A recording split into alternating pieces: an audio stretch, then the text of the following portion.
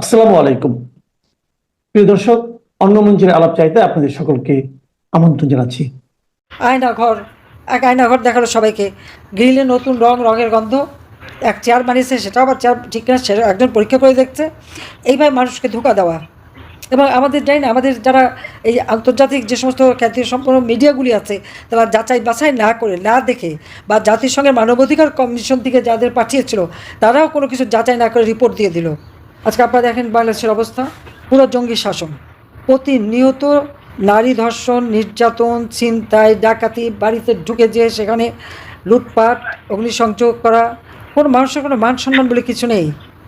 প্রধান বিচারপতির কার্যালয়ে আক্রমণ করা, তার বাড়িতে আক্রমণ, বিচারপতিদের পদত্যাগে বাধ্য করানো, নির্বাচন কমিশন,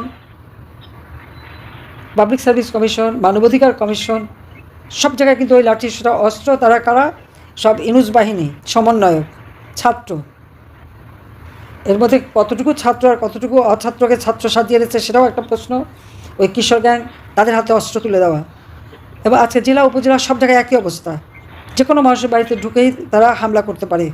ঘরের দরজা ভেঙে সেই ঘরের মধ্যে ঢুকে একটা নারীকে গ্যাং রেপ করা, তার কাপড় চোপড় খুলে ফেলা, সেগুলো আবার ভিডিও করে ছেড়ে দেওয়া। এক এক বাড়ির মধ্যে ঢুকে পরিবারের দুই ভাই ভ্রাতৃবধূ, তাদেরকে আক্রমণ, 3 জন মারা যায়, একজন এখনও মৃত্যুর সাথে পাঞ্জা লড়ছে। এবং এটা একবার একটা না, এটা কিন্তু প্রতিনিয়ত এই ধরনের ঘটনা ঘটে যাচ্ছে। কিন্তু পত্রপত্রিকায় কোনো সংবাদ দেওয়া যাবে না। সব নিয়ন্ত্রণ, সব ইউনুসের নিয়ন্ত্রণে রয়ে গেছে। সাংবাদিকদের হত্যা করা হয়েছে 8 জনকে, 38 জন জেলে, সকলের বিরুদ্ধে মিথ্যা মামলা। 13টা প্রাইভেট টেলিভিশন পুড়িয়ে দেওয়া হয়েছে, বিটিভি সহ।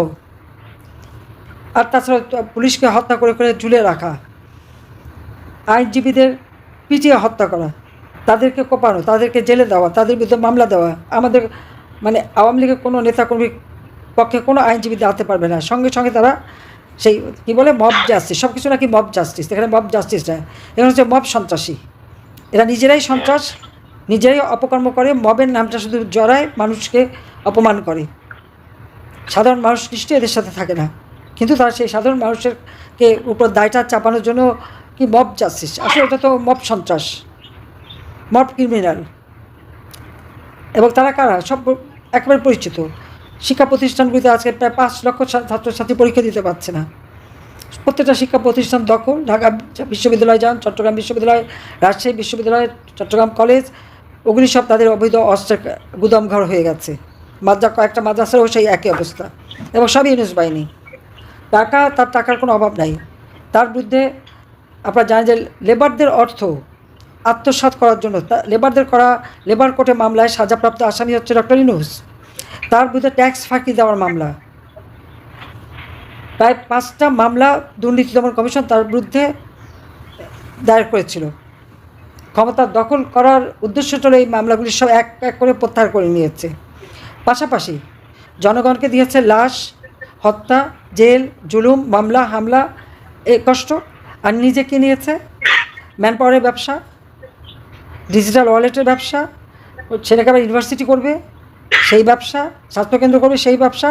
ওই পূর্বাচলে 4080 কাঠা জমি দিয়ে সে রিসোর্ট তৈরি করছে নৈসর্গ নামে। উত্তরায় 5.5 একরের উপর তার জমি, 9 কোটি টাকা দিয়ে কিনেছে ফ্ল্যাট। প্যারিসে তার বিশাল ব্যয়বহুল ফ্ল্যাট এবং সেখানে 2 ব্যাংকে তার শেয়ার। আমেরিকায় তার বিশাল সম্পত্তি, ল্যাটিন আমেরিকায় সম্পত্তি। কোথায় না সম্পত্তি, কোথায় পেল এত টাকা?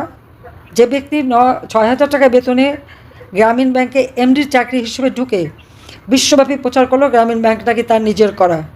গ্রামীণ ব্যাংকে আমি প্রধানমন্ত্রী থাকতে 400 কোটি টাকা দিয়েছিলাম এবং ডক্টর ইউনুসকে দিয়েছিলাম গ্রামীণ ফোনের ব্যবসা। এই টাকা জনগণের কোনো কল্যাণে লাগে নাই, জনগণের জন্য ব্যয় করে নাই।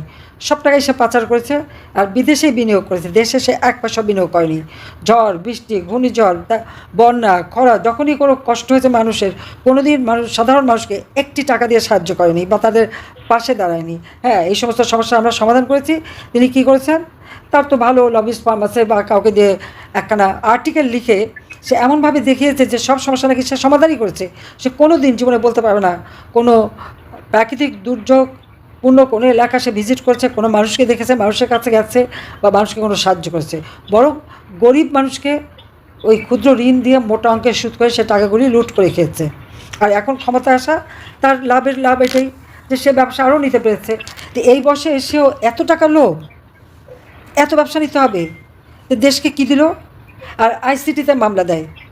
এই আইসিটি তো যুদ্ধ অপরাধীদের বিচারের জন্য করা। ইউনূসের কি অধিকার আছে? সে তো নির্বাচিত জনপ্রতিনিধি না, সে ক্ষমতার দখলকারী, অবৈধভাবে ক্ষমতা দখলকারী। তো অবৈধভাবে যে ক্ষমতা দখল করেছে, উপদেষ্টা মণ্ডলী করেছে, সবই বিদেশি নাগরিক। আমি জানি না এখন ডক্টর ইউনূস নিজে কয়টা দেশের নাগরিক, কিন্তু বাংলাদেশে তার পাসপোর্ট ছিল কিনা সেটাও সন্দেহ। যাও, সে এখানে তাদেরকে নিয়ে আজকে রাষ্ট্র চালায়, সংস্কার করে। তাকে সংস্কার করার অধিকার কে দিয়েছে? তার কি অধিকার আছে? সে কি জনগণের ম্যান্ডেট নিয়ে ক্ষমতা এসেছে? জনগণের অনুমোদন আছে তার? সে কি ইলেকশন করে জিততে পারবে? জনগণের ম্যান্ডেট নিতে পারবে? সেটা তো পারবে না। তাহলে সে সংস্কার করবে কি? সংস্কার সব কিছু থাকে, সংবিধান বাতিল করবে, সব বাতিল করে দিয়ে সে সব দখল করে নেবে। তাহলে উড়ে এসে ক্ষমতায় জুড়ে বসা অস্ত্রধারী বিদেশি অর্থে, যেমন ইতিমধ্যে আমাদের করিডোর বিক্রি করে দেওয়া, সেন্ট মার্টিন দ্বীপে এখন আর কেউ যেতে পারে না, তার যে কী অবস্থা কেউ বলতে পারে না। কক্সবাজার থেকে শুরু করে পার্বত্য চট্টগ্রাম একই অবস্থা, সব দেশ বিক্রি করা এবং তার ক্ষমতায় টিকে থাকা। কোনো মানুষের প্রতি যদি দেশের মানুষের জন্য এতটুকু যদি তার দায়িত্ববোধ থাকতো, খুব বড় গলায় বলেছিল ক্ষমতা এসে সমস্ত রোহিঙ্গাদের তার দেশে ফিরিয়ে নিয়ে যাবে, তারা নাকি ওখানে ঈদ করবে। ঈদ তো দূরের কথা, ইউনূস তো ফেরত দিতে পারেনি একজনও, বরং ডক্টর ইউনূস আসার পরে আরও 1.5 লাখ রোহিঙ্গা বাংলাদেশে ঢুকেছে। সে যা বলে তা করতে তো পারেই না, আরও উল্টো করে। আজকে জঙ্গিদেরকে সমস্ত ছেড়ে দিয়েছে, আমাদের মান সম্মান ইজ্জত সব গেছে। আজকে আমরা দেখেন মালয়েশিয়াতে জঙ্গি ধরা পড়েছে, তাদেরকে তারা ফেরত পাঠিয়েছে, আর তারা একেবারে হাতে নাতে ধরা, তাদেরকে সেখানে বিচার করছে। আর এখানে ইউনূসের উপদেষ্টা, আইন বিষয়ক উপদেষ্টা এবং স্বরাষ্ট্র উপদেষ্টা, তারা কি বলে দিল যে না, এরা জঙ্গি না, এদের সময় শেষ হয়ে গেছে, তাই ফেরত দিয়েছে। যেখানে মালয়েশিয়ার পুলিশের পক্ষ থেকে বলা হলো এরা জঙ্গি, আর সেইখানে এরা বলে দেয় কি? তো দেশের সম্মানটা থাকে কোথায়? অর্থ, এরা তো জঙ্গিদের নিয়েই তাদের ঘরকন্যা, জঙ্গিদের নিয়েই তো তারা ক্ষমতা এসেছে, কাজে জঙ্গিদের নিয়েই তারা চলে। আজকে গণপ্রজাতন্ত্রী বাংলাদেশ, এর সংবিধান ৭২ সালে প্রণয়ন করা, সেখানে হাত দেওয়ার কী অধিকার তার আছে? ইউনূসের কী অধিকার আছে সেখানে হাত দেওয়ার? তার তো কোনো অধিকার নাই। এটি হচ্ছে বাংলাদেশের জন্য সবথেকে দুর্ভাগ্যের। আর একটার পর একটা প্রত্যেকটা জিনিস নষ্ট করে দিচ্ছে, মানুষের পেটে লাথি মারছে। কাজে এই ব্যক্তির সংস্কার করবার কী অধিকার তার? আজকে আইসিটিতে মামলা দিয়ে আমি নাকি কি আদালত অবমাননা করেছি। আমি কি বলেছি? আমার বিরুদ্ধে যখন 227টা হত্যা মামলা দিল, আমি বললাম যে আমি কোথায় বসে হত্যা করলাম? আমি তো মানুষকে আরও সব সারা জীবন বাঁচিয়েছি, জঙ্গি সন্ত্রাস দূর করেছি। আজকে ইউনূসের সন্ত্রাস বাহিনী একের পর এক আওয়ামী লীগের নেতাকর্মী খুন করছে, পুলিশ হত্যা করেছে, আইনজীবী, সাংবাদিক, কাউকে তো বাদ দেয়নি। তা আমার বিরুদ্ধে 227টা মামলা মানে কি? আমি এতজন হত্যা করেছি? তার মানে এতজন হত্যা আমি তো করি নাই, কারণ এত হত্যা করার লাইসেন্স পেয়ে গেছি। এটা নাকি আদালত অবমাননা করা। তখন আদালত কোথায় ছিল? আর কোন আদালত? যে চিফ জাস্টিসকে ইউনূসের পেটোয়া বাহিনী যে চাপাতি, রামদা, অস্ত্র, চাইনিজ কুলার সব নিয়ে হামলা করে, তার বাড়ি আক্রমণ করে। আর আইন উপদেষ্টা আসিফ নজরুলকে যখন প্রধান বিচারপতি ফোন করে, সে বলে আমি কী করবো, ছাত্ররা চলে যাচ্ছে, আপনি দেখেন কি করবেন। এটা একটা কথা হলো? সে নিজে উস্কানি দিয়ে পাঠিয়েছে ওই আসিফ নজরুল, সে তো একটা মিথ্যুক। সে বলেছিল আমি 26 লক্ষ ভারতীয়কে নাকি চাকরি দিয়েছি, এখন 26 লক্ষ বের করে না কেন?